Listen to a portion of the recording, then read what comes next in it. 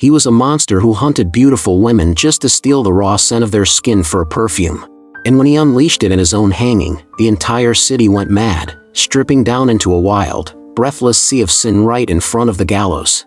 It begs the question, what kind of dark magic was hidden inside that tiny bottle, capable of turning a brutal execution into an absolute frenzy? The answer to this mystery lay buried years in the past, hidden within the foulest, most putrid alleyways of a Parisian fish market, where this killer first entered the world.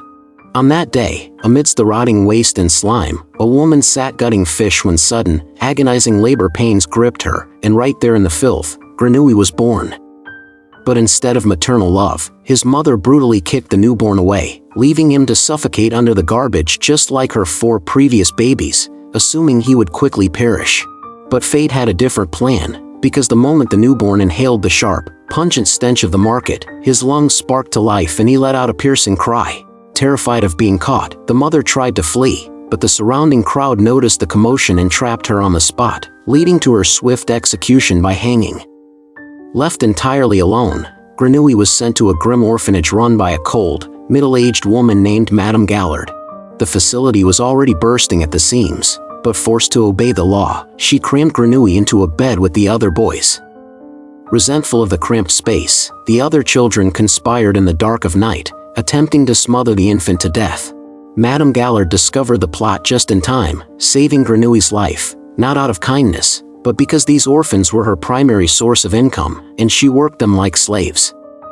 5 years drifted by, yet Grenouille never spoke a single word, acting completely different from any normal child as he sniffed every object around him as if it were a rare delicacy. As time passed, his bizarre gift only intensified, allowing him to close his eyes and track scents from miles away, pinpointing a hidden stone or a concealed frog by smell alone.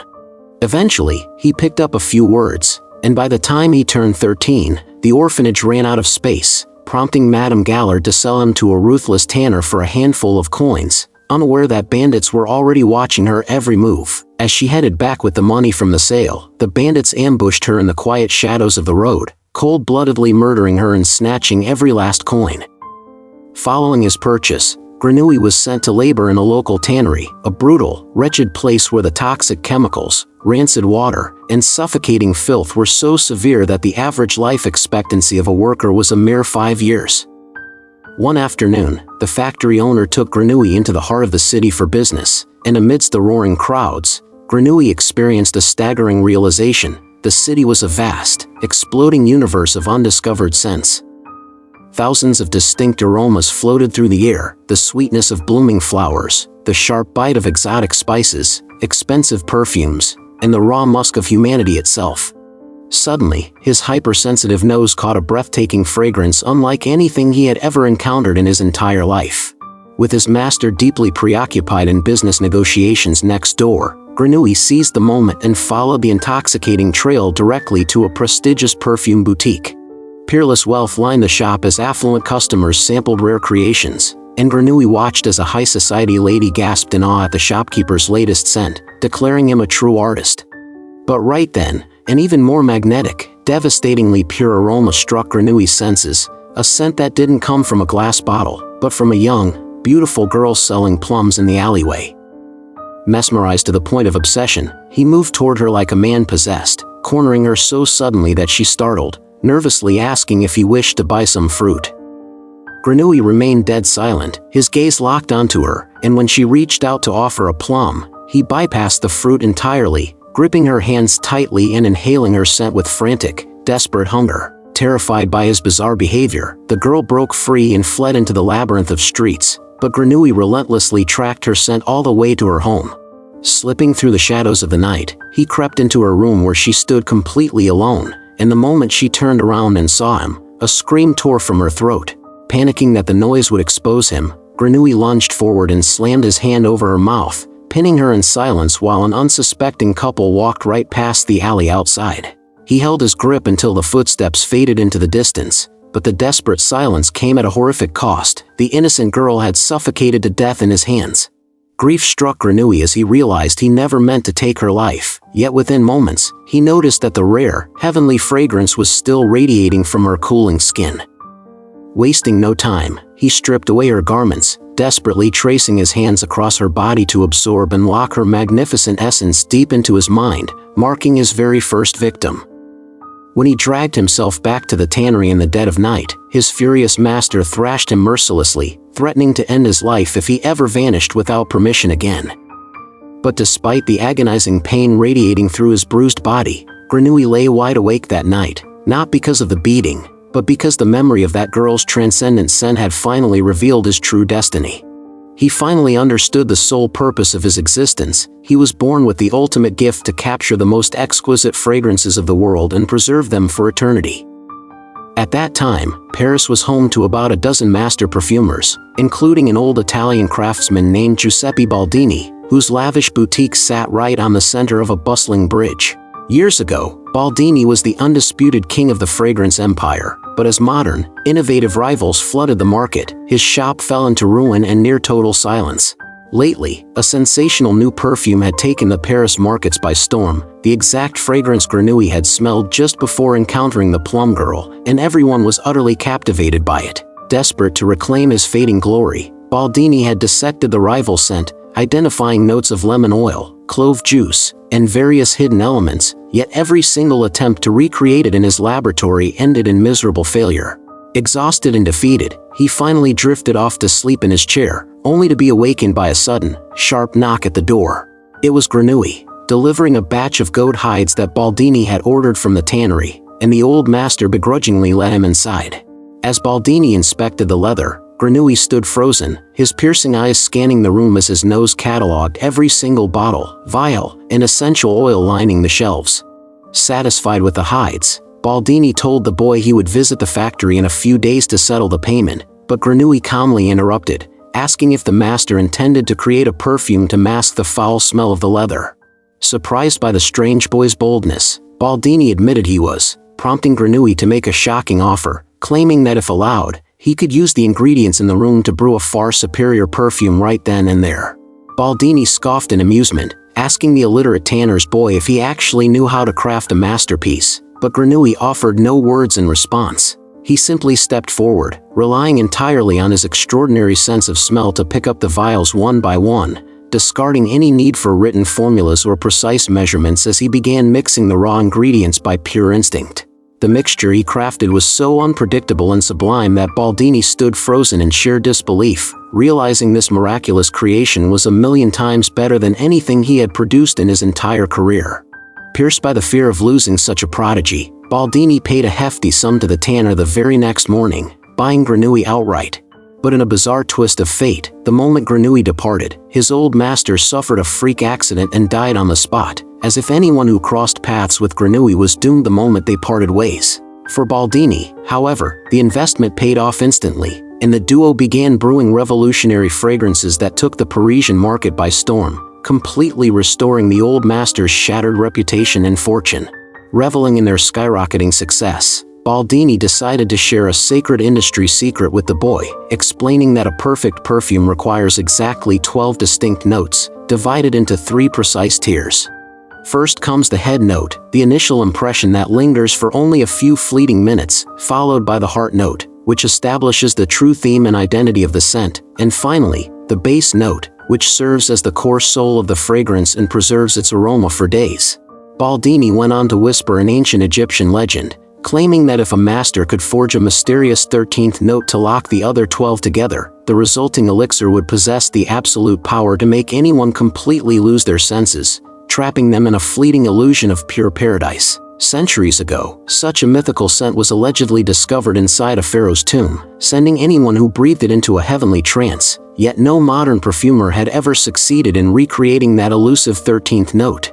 Hearing this, Grenouille's eyes flashed with obsession as he vowed to forge that legendary note himself, demanding only that his master teach him the ultimate secret of preserving an object's essence. When Baldini remained silent, Grenouille grew deeply restless, haunted in his sleep by vivid dreams of his first victim and driven mad by the desperate urge to recapture her scent.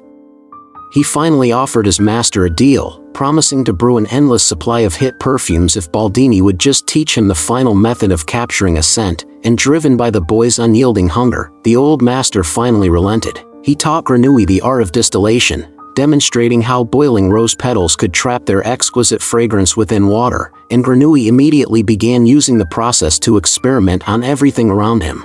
But after failing repeatedly to capture the sense of inanimate objects, he flew into a violent rage, smashing equipment in sheer frustration until Baldini caught him red-handed. Furious, Grenouille accused his master of lying, presenting failed samples where he had tried to distill metals like glass, iron, and copper. Baldini stood astounded by the boy's clinical insanity, but his confusion turned to absolute horror when he noticed a dead cat boiling inside the copper vat, and he unleashed a barrage of furious screams at the boy. Grenouille stood frozen under the weight of the reprimand before suddenly collapsing to the floor, completely unconscious. A doctor was summoned immediately, delivering a grim diagnosis. Grenouille's body was slowly dying, fully saturated with the toxic chemical poisons from his grueling years at the tannery. Terrified that his golden goose would slip away and ruin his business once more, Baldini panicked, but Grenouille feebly opened his eyes on his deathbed with the exact same question burning on his lips. He rasped, asking if there was any other way in the world to capture a scent, and Baldini, seeking to comfort him, admitted a method existed, though he didn't know it himself, and it could only be learned in a distant town called Grasse.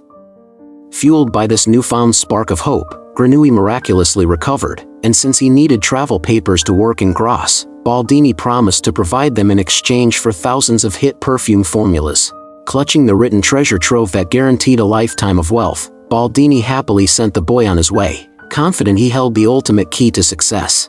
Yet fate struck a brutal blow that very night as his lavish boutique on the bridge unexpectedly collapsed into the river, burying Baldini forever beneath the rubble. Meanwhile, Grenouille traveled far across the rugged terrain, eventually seeking shelter inside a desolate mountain cave. What was meant to be a single night's stay turned into a prolonged isolation, because for the first time in his life, he found a sanctuary entirely devoid of any external smells. No humans, no animals, no trees, not even the scent of soil. The lifeless stones offered a profound, alien peace, but after some time, a terrifying revelation struck him. His own body possessed absolutely no scent of its own. He bathed, scrubbed, and checked his skin repeatedly, but he was a total ghost to his own nose, devoid of any olfactory existence. The answers to this terrifying void lay only in Grasse, prompting him to break his isolation and march toward the one city capable of making a fragrance immortal. As he finally neared the outskirts of Grasse, a passing carriage caught his attention, and inside sat a young girl of such ethereal, otherworldly beauty that her breathtaking scent made his entire being bloom. Completely spellbound, Grenouille tracked the carriage directly into the heart of Grasse, passing through the city gates with ease after presenting his travel documents. Driven by the invisible thread of her fragrance, he marched without interruption to her grand estate, knowing she was Laura, a detail he learned the next morning when her father called out to her as she gathered flowers on the balcony for her mother's memorial. Meanwhile, on the other side of town, young love was blossoming in the lavender fields between two young workers whose playful banter filled the air as they harvested fresh blooms for the local perfume factories.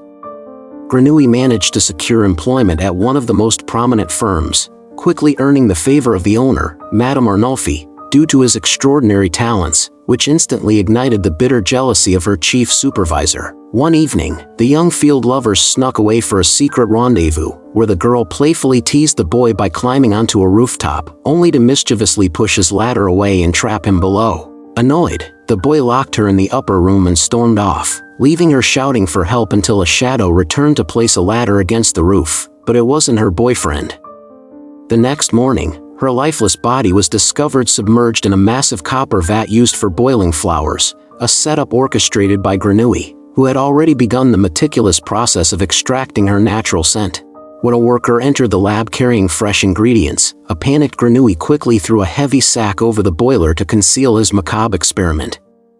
Madame Arnolfi arrived moments later and questioned the covered vat, which Grenouille smoothly dismissed as a private experiment to invent a revolutionary new scent for the firm. The suspicious supervisor stepped up to sniff the water, but his ordinary nose detected absolutely nothing, prompting him to mock Grenouille and tell him to stop wasting time on failed experiments. Undeterred, Grenouille decided to refine his methods and hired a local prostitute, bringing along a block of animal fat that immediately unnerved the woman. He calmly explained that he was a perfumer who simply needed to capture the essence of her body, and lured by the money, she agreed while her loyal pet dog watched from the corner. Everything seemed to be going smoothly until the woman caught sight of a sharp blade in Grenouille's hand, causing her to panic and strike out at him. Left with no choice, Grenouille silenced her permanently, then meticulously cut away her hair and coated her entire body in a thick layer of the animal fat before wrapping her in cloth. This grueling, hours-long process of enfleurage allowed the fat to fully absorb the dead woman's natural oils, which Grenouille later scraped off, mixed with her shorn hair, and repeatedly distilled at the lab until a pure, concentrated essence emerged. Meanwhile, news of the woman's brutal murder spread through the city like wildfire, though no one comprehended the dark purpose behind the crime. Soon after, the victim's dog tracked the residual scent of its mistress through the air, leading it straight to Grenouille's workplace, proving he had successfully captured a human essence into a vial. This horrifying success was merely the first step, as he now desperately needed 12 more unique scents to forge the legendary 13th note. The next night, a lavish birthday celebration was held for Laura, drawing a massive crowd to her illuminated estate where a game of hide-and-seek was launched after the candles were extinguished. The young women fled into a dense garden labyrinth on the property, and Grenouille slithered into the shadows behind them, stalking Laura with the cold, calculated precision of a predator. Though Laura narrowly escaped his grasp that night, a sudden silence fell over the estate when the game ended and the guests realized two young women had mysteriously vanished from the maze.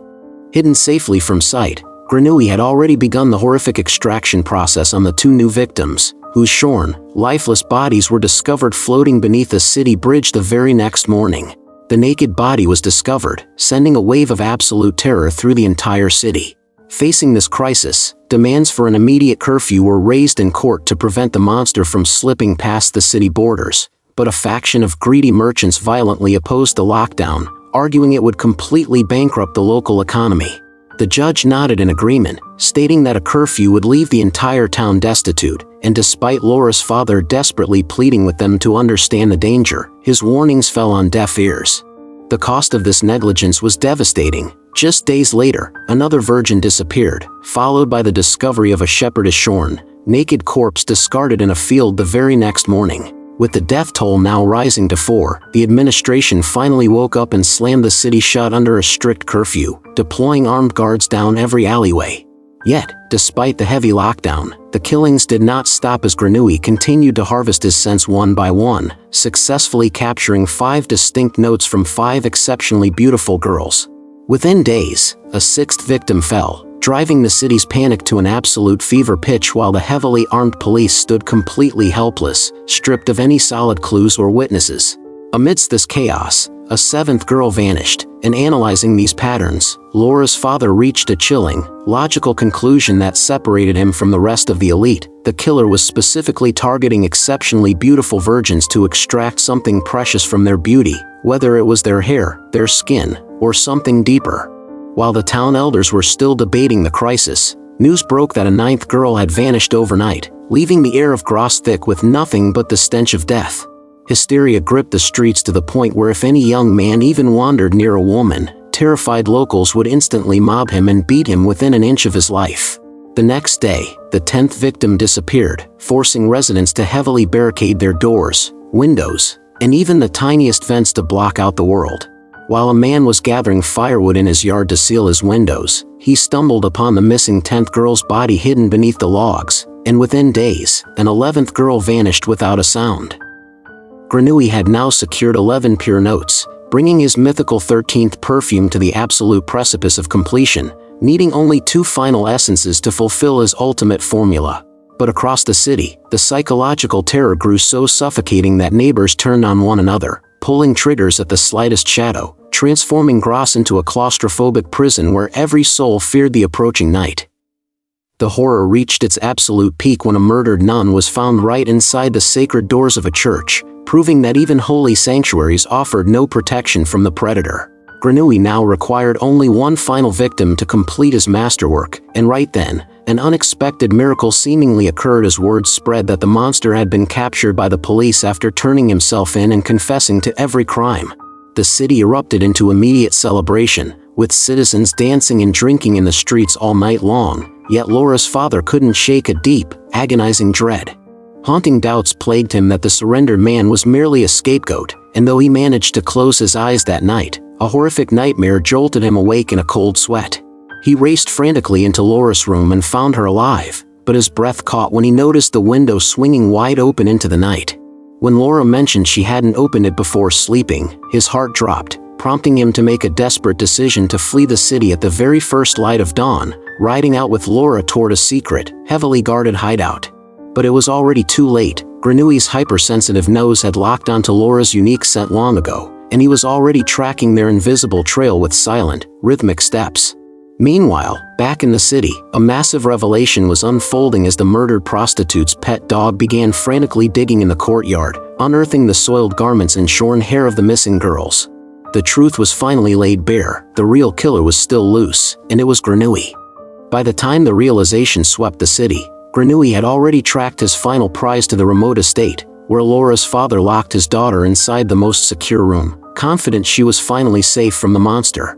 But he made one final mistake. In his frantic haste, he left the key sitting right on the table outside the door. In the dead of night, while the exhausted household slept deeply, Grenouille slipped inside like a shadow of death. He silently snatched the key, unlocked the door, and carried out his horrific purpose before vanishing into the night like a gust of wind. With the morning sun, Laura's father opened the door, and his shattered scream echoed through the entire estate as he found Laura lying dead and completely stripped on the bed. Blinded by grief and rage, he instantly unleashed his men to hunt the monster down at all costs, completely unaware that back in his hidden laboratory, Grenouille had already extracted the final 13th note to achieve his ultimate, terrifying victory. As he meticulously blended the 12 carefully harvested notes with the ultimate 13th note, his flawless, heavenly perfume was finally complete. But at that exact moment, Laura's father's men stormed his hideout, and the monster was finally captured. That night in the cells, as they beat him mercilessly demanding to know why he had murdered Laura, the half-dead man offered only one quiet response: "I needed her," repeating the phrase in the same eerie, hollow voice no matter how many times they questioned him over the following days. And so, the story circles back to the very moment it began, the grand scaffold in the city of Grasse where he was brought to be executed. When Grenouille waved the perfume-soaked handkerchief into the open air, the magical fragrance didn't just subdue the crowd, it brought Laura's father marching forward with a drawn sword, only for the old man to completely succumb to the spell. The sword clattered to the ground, and the grieving father who had come to exact blood vengeance threw his arms around the monster, weeping and calling Grenouille his own son. The entire world was suddenly drowning in his dark magic, offering him absolute devotion, worship, and raw passion. Yet standing on that very stage, an absolute, deathly emptiness washed over Grenouille. With this supreme, terrifying power, he had made everyone his slave, yet he realized he could never inspire a single ounce of genuine, authentic love within another human being. In that moment of hollow triumph, the memory of the plum girl flashed before his eyes, and a devastating truth hit him: if he hadn't accidentally taken her life that night, he might have known true love instead of this artificial worship. The next morning, as the supernatural fog of the perfume evaporated, the townspeople snapped back to reality, paralyzed with sudden fear and overwhelming shame at what they had done. Desperate to salvage their reputations, the town council orchestrated a massive cover-up, torturing Madame Arnulf's innocent supervisor until they forced a false confession from him, hanging him publicly to close the case forever. Meanwhile, the real killer had already left Grasse far behind, journeying back to his birthplace in Paris with enough perfume left in the vial to rule the entire world.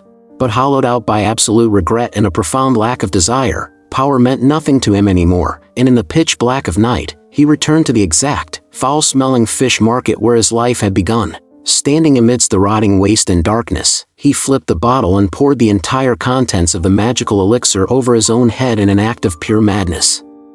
The pull of that divine, intoxicating fragrance was so violently intense that the surrounding beggars, thieves, and starving outcasts swarmed him like ravenous beasts, driven completely insane by the aroma. Blinded by the overwhelming sensory rush, the mob tore him to pieces within a matter of moments, devouring him entirely until every single trace of Grenouille was wiped from the face of the earth. A man who spent his entire life stealing the essence of others was ultimately consumed by the very fragrance he created. And with that, our story comes to an end, so if you enjoyed this ride, make sure to smash that subscribe button, leave a like, and drop your thoughts down in the comments below, because I'd love to know what you think.